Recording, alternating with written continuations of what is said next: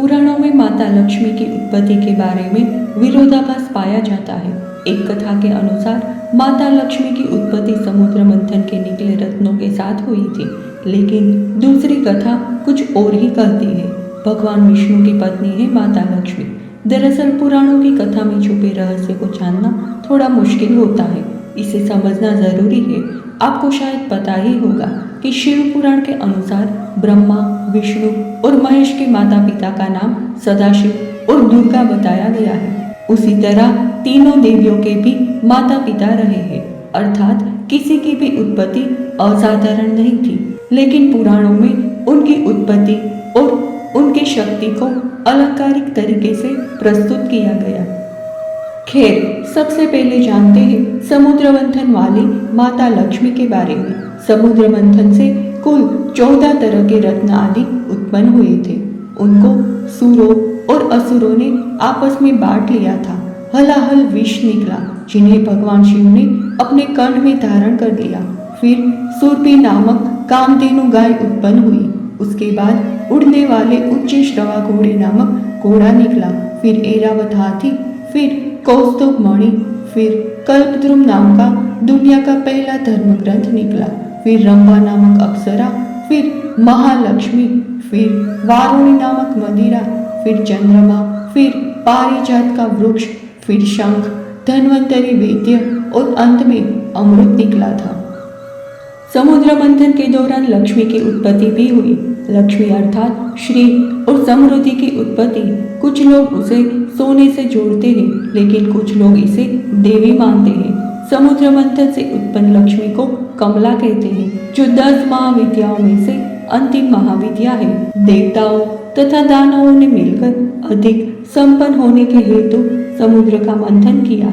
समुद्र मंथन से 18 रत्न प्राप्त हुए, जिनमें देवी लक्ष्मी भी थी, जिन्हें भगवान विष्णु को प्रदान किया गया था। इसी कारण देवी कमला जगत पालन करता भगवान विष्णु की पत्नी कही गई है। उन महालक्ष्मी ने स्वयं ही विष्णु को वर लिया था। देवी का घनिष्ठ संबंध देवराज इंद्र तथा कुबेर से है। इंद्र देवताओं तथा स्वर्ग के राजा है तथा कुबेर देवताओं के खजाने के रक्षक के पद पर आसीन है। देवी लक्ष्मी ही इंद्र तथा कुबेर को इस प्रकार का वैभव, राजसी सत्ता प्रदान करती है। अध्ययन से पता चलता है कि समुद्र मंथन से निकली लक्ष्मी को वैभव और समृद्धि से जोड़कर देखा गया, जिसमें सोना, चांदी आदि कीमती धातुएं थी, जो कि लक्ष्मी का प्रतीक है। अब जानते हैं विष्णुप्रिया माता लक्ष्मी के बारे में। ऋषि भृगु की पुत्री माता लक्ष्मी थी। उनकी माता का नाम ख्याति था। समुद्र मंथन के बाद क्षीर सागर से जो लक्ष्मी उत्पन्न हुई थी, उसका इनसे कोई संबंध नहीं था। महर्षि भृगु विष्णु के श्वशुर और शिव के साढ़ू थे। महर्षि भृगु को भी सप्तऋषियों में स्थान मिला है। राजा दक्ष के भाई भृगु ऋषि थे। इसका मतलब राजा दक्ष की भतीजी थी माता लक्ष्मी के 2 भाई दाता और विधाता थे। भगवान शिव की पहली पत्नी माता सती उनकी सौतेली बहन थी।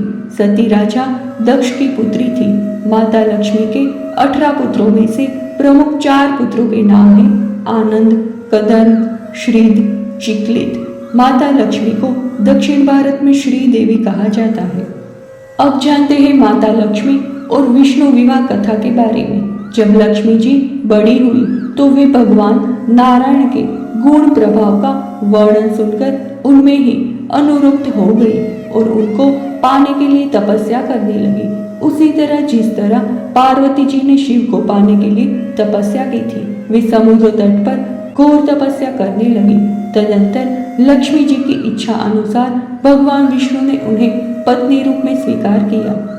माता लक्ष्मी के विवाह की एक अन्य प्राचीन कथा के अनुसार एक बार लक्ष्मी जी के लिए स्वयंवर का आयोजन हुआ। माता लक्ष्मी पहले ही मन विष्णु जी को पति रूप में स्वीकार कर चुकी थी, लेकिन नारद मुनि भी लक्ष्मी जी से विवाह करना चाहते थे। नारद जी ने सोचा कि ये राजकुमारी हरि रूप पाकर ही उनका वरण करेगी।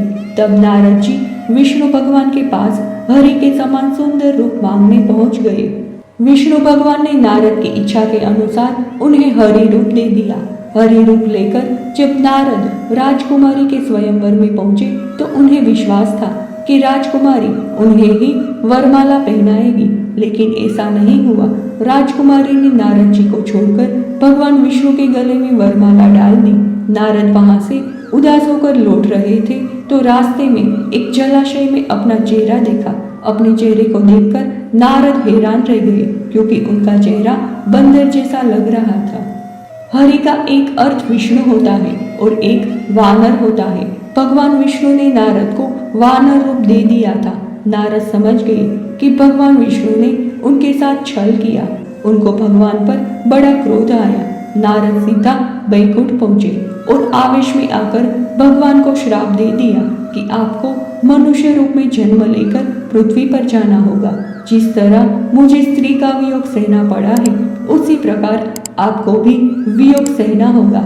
इसीलिए राम और सीता के रूप में जन्म लेकर विष्णु और देवी लक्ष्मी को वियोग सहना पड़ा।